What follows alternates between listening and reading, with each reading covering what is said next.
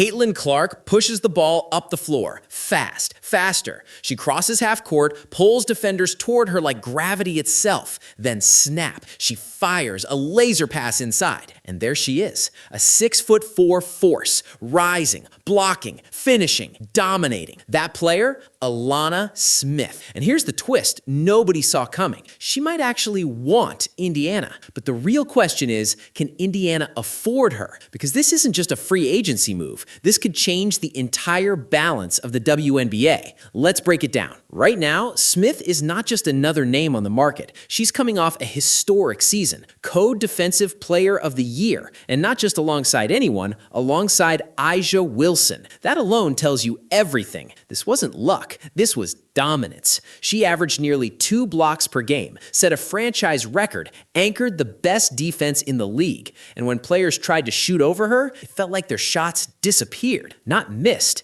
Erased. And here's what makes her scary. She's not just a rim protector. She moves, she switches, she chases guards, she hits threes, she stretches the floor. She's not a role player. She's a weapon. Now, imagine plugging that into Indiana. Because let's be honest, the Indiana Fever are already building something dangerous. Clark is the engine, a once-in-a-generation passer. Kelsey Mitchell is the scorer. Pure buckets. Aaliyah Boston is the foundation. Strong, skilled, smart. But there's been one clear weakness. Defense in the paint. That's where everything breaks. And that's exactly where Smith changes everything. Think about this pairing for a second. Boston doesn't have to be the rim protector anymore. She can focus on scoring, rebounding, playmaking. Smith becomes the anchor, the last line, the nightmare waiting at the rim. Together, they don't just compete with top teams. They match them. The Las Vegas Aces have power. The New York Liberty have stars.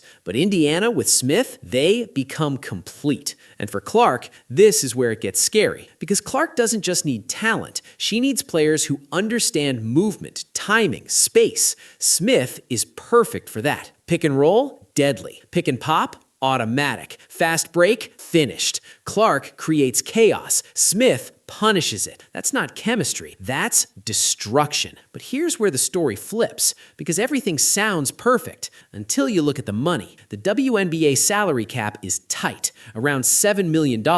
In Indiana, they've already spent big. Clark, Boston, Mitchell, that core alone eats a huge chunk of the cap. Now add key players like Lexi Hull and Sophie Cunningham who deserve raises. Suddenly, the space disappears. And Smith, she's not cheap, not even close. A player at her level could demand $500K, maybe $700K, maybe more if teams start fighting. So now Indiana faces a brutal reality. Do you go all in or do you play it safe? Because if they go all in, everything changes. They'll have to get creative, fill the roster with cheaper deals, rely on rookies, take risks. But if they pull it off, this isn't just a playoff team anymore. This becomes a championship machine. And here's the part nobody's saying out loud. Smith has a choice. She doesn't need Indiana. She has options. Big ones. But when she says she wants the best fit, that's not random. That's a signal. And right now, no team offers what Indiana offers. A generational point guard, a rising core, a hungry fan base,